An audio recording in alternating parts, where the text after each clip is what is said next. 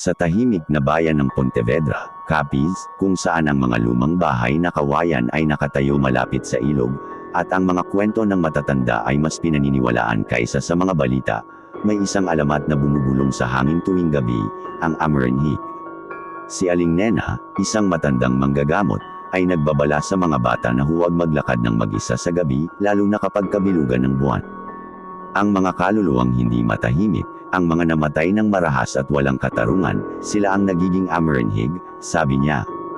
Hindi sila patay, hindi rin buhay. Naghahanap sila ng kasama, ng laman at dugo para sa kanilang gutom. Isang gabi, si Mang Tonyo, isang mangingisda, ay hindi nakauwi.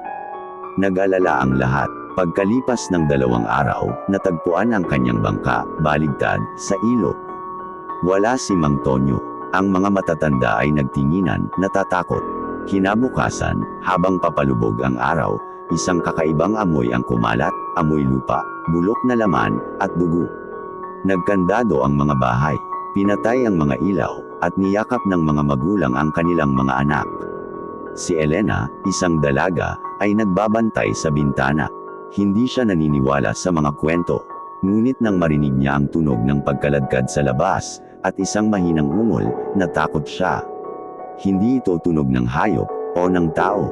Ang pagkaladkad ay papalapit. Sumilip si Elena sa bintana. Sa dilim, nakita niya ang isang anino. Hindi ito lumalakad, kundi nagkakaladkad. Bawat hakbang ay may tunog ng basag na buto at punit na laman. Nang lumapit ito sa ilaw ng buwan, halos mapasigaw si Elena. Ang nilalang ay si Mang Tonyo. Ngunit iba na siya.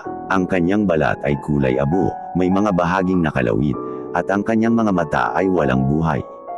Ang kanyang bibig ay nakanganga, at sa halip ng ngipin, ay may matatalim na pangil na may dugo.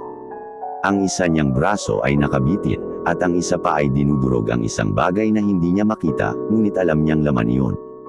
Ang Amerinhik na si Mang Tonyo ay huminto sa harap ng bahay ni Elena. Ang kanyang ulo ay dahan-dahang umikot, at ang kanyang tingin ay tumama sa bintana ni Elena. Alam niyang nakita siya nito. Isang mahinang tunog ang lumabas sa lalamunan ng nilalang. Nanlamig si Elena. Ito ay si Mang Tonyo, ang kanyang kapitbahay, na ngayon ay isang halimaw. Ang tunog ng kanyang pangalan, na binigkas ng isang patay, ay nakakatakot. Pagkatapos, isang malakas na kalabog ang narinig niya sa pintuan. Sinusubukan itong buksan ng Amerinhik. Ang mga kuko nito ay kumakaskas sa kahoy, at ang amoy ng bulok ay lumalagos sa bawat siwang. Alam ni Elena